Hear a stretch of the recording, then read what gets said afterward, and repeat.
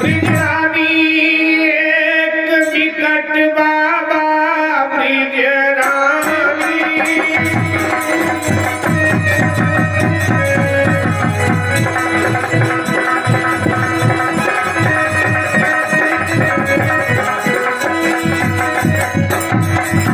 ब्रिजरानी एक विकट बाबा द्वारे पर आने विराजा है। इस तरह बोलता है वो तो मानो दुनिया का राजा है।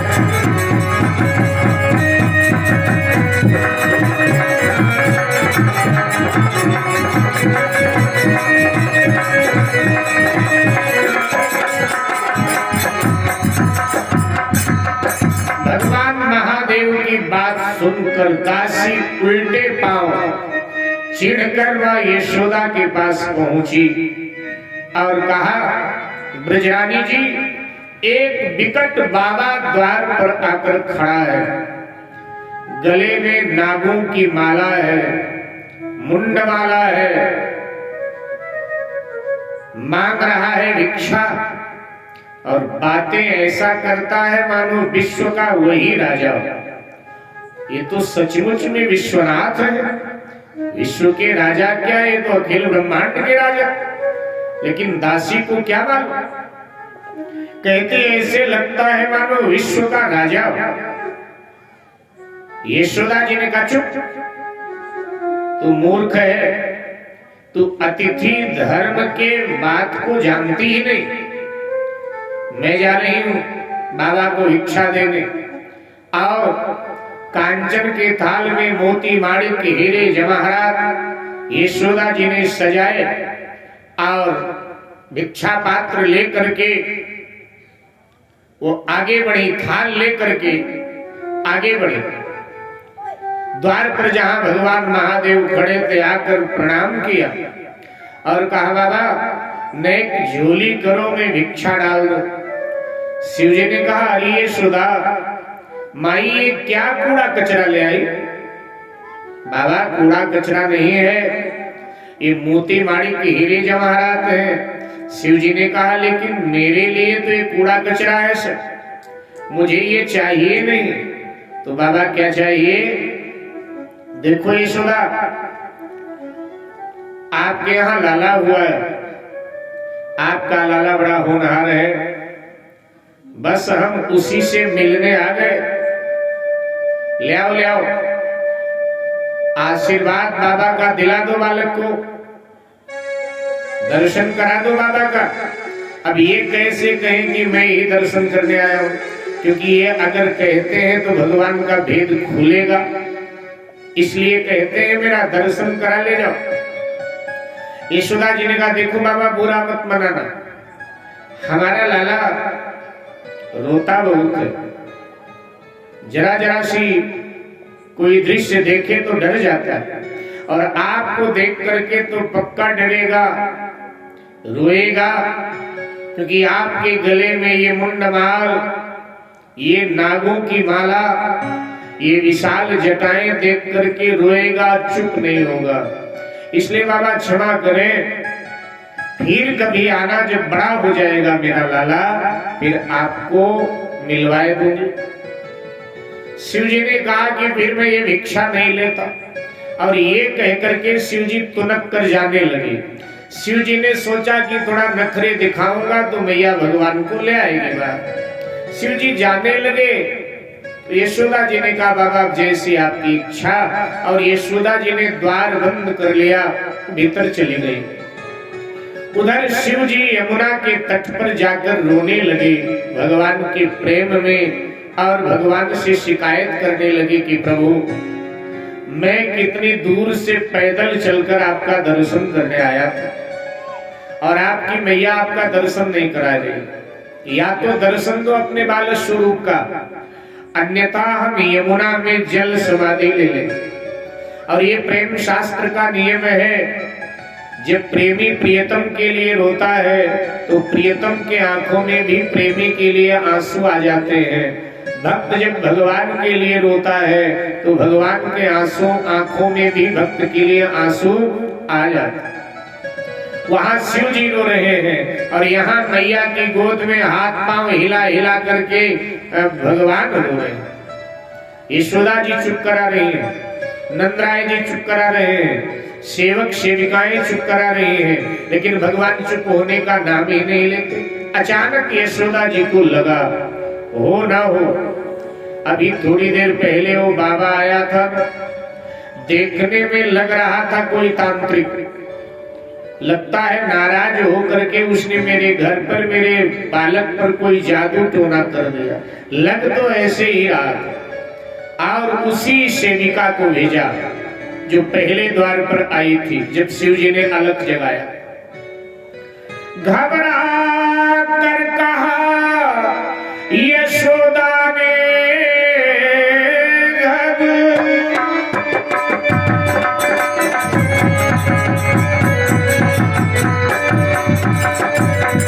घबरा कर कहा यशोदा ने,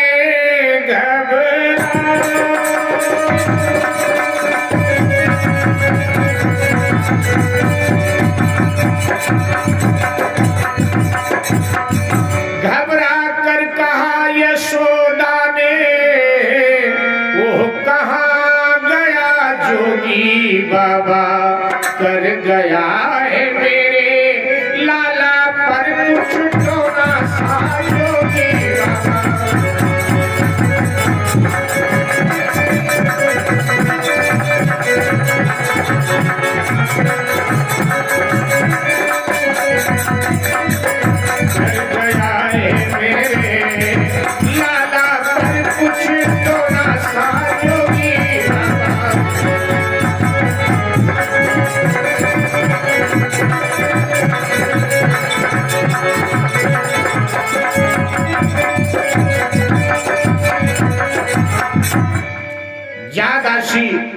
ज्यादा दूर नहीं पहुंचा होगा, यमुना तक पहुंचा होगा। बाबा उसको मना कर लिया, दान दक्षिणा देकर प्रसन्न करती हूँ, लाला से बाबा को मिलवाए देती हूँ और बाबा का आशीर्वाद लाला को दिलवाए देती। दास से दौड़ी दौड़ी गए, शिव जी की दृष्टि सामने गई, देखा दासी आ रही है। शिव जी ने अपने आंसुओं को संजो लिया। आंसू जगत को दिखाने के लिए नहीं होते हैं, आंसू तो भगवान की उपासना के लिए होते, इसलिए शिव जी ने अपने आंसुओं को संजो लिया। जीवन में कभी कोई वेदना आए तो इधर उधर रोना नहीं चाहिए।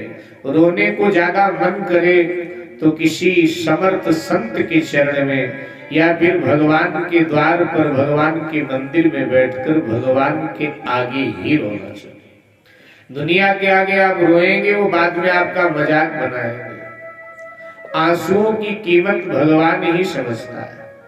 इसलिए कवि ने कहा, यहाँ मेरे आंसू को पोंछेगा कौन, क्योंकि यहाँ तो सबके अपने दामन भीगे लगते हैं, रोने वाला क्या हमें चुप कराएगा। इसलिए भगवान के आगे ही रोना चाहिए। मेरे भाई बहन, शिव जी ने अपने आंसुओं को छुपा लिया।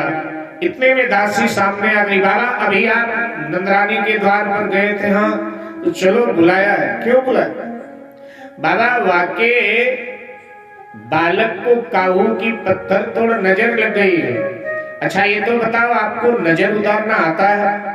शिव जी समझ गए जिनका नाम लेने से नजर उतर जाए उन भगवान को किसी की नजर नहीं लग सकती। ये भगवान लीला कर रहे हैं मुझे दर्शन देने के लिए। शिव जी समझ गए इशारा भगवान का। शिव जी ने कहा, हाँ नजर उतारना तो मेरा प्रमुख काम है, यही मेरा प्रमुख धंधा है नजर उतारने। और क्या क्या करते हो? शिव जी ने कहा, हस्त रेखा देखकर भाग्य बताता हूँ, मस्तक रेखा देखता हूँ, अगले जन्म पिछले जन्म की सब बातें बता देता हूँ। शिव जी तो बता सकते। बोले बाबा आ जाओ।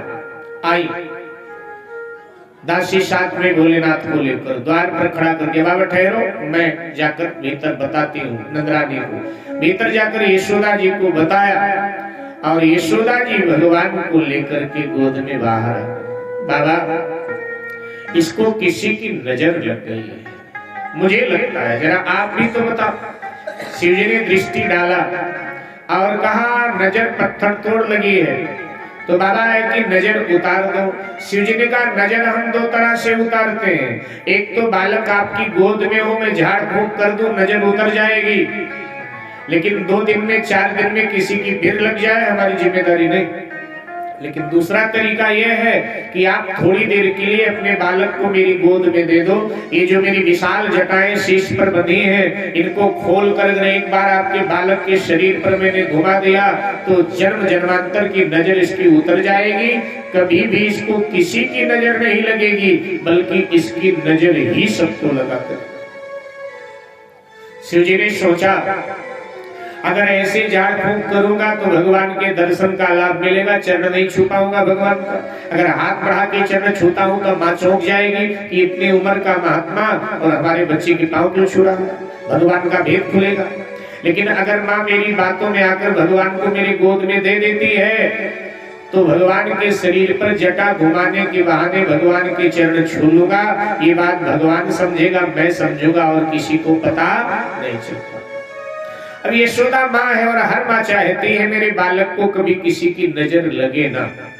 सो यशोदा जी ने हिम्मत करके और शिव जी की गोद में भगवान को डाल दिया। एक क्षण के लिए भगवान महादेव की समाधि लग गई, लेकिन दूसरे क्षण जब उनको अपने शरीर की अवस्था का भान हुआ तो अपनी जटाओं को खोलकर भगवान के शरीर पर घुमाने लगे।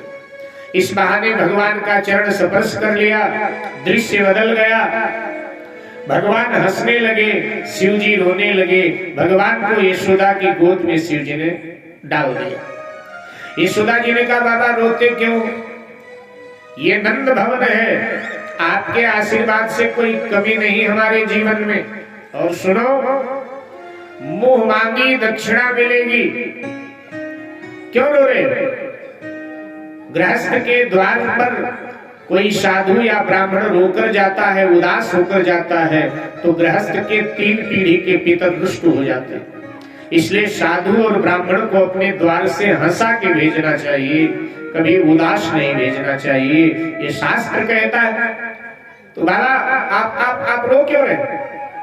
शिव जी ने कहा दक्षिणा के लिए थोड़ा रो रहा हूं, दक्षिणा तो मुझे चाहिए नहीं। तो क्यों रोते हो? कहा कि आपके लाला की नजर मैंने अपने ऊपर ले ली, अब इसको किसी की नजर नहीं लगेगी, लेकिन इसकी नजर सबको लगेगी, और जिसको इसकी नजर लगेगी ना उसे रोना ही पड़ेगा। बात भी ठीक है, भगवान की नजर जिसे लग जाए उसे रोना पड़ता है, लेकिन उस रोने में मेरे भाई बहन हमारे आपके 100 हंसने का आनंद है। वो कोई मीरा से पूछे, कोई तुलसी से पूछे, कोई कबीर से पूछे तो वो बताएंगे प्यारे उस रोने में मजा कितना आता है, उस रोने में आनंद कितना है। तुम्हें नाज है अपनी आबादियों का, तो मुझे नाज है अपनी बर्बादियों का। क्या आनंद आता है मेरे भाई बहन।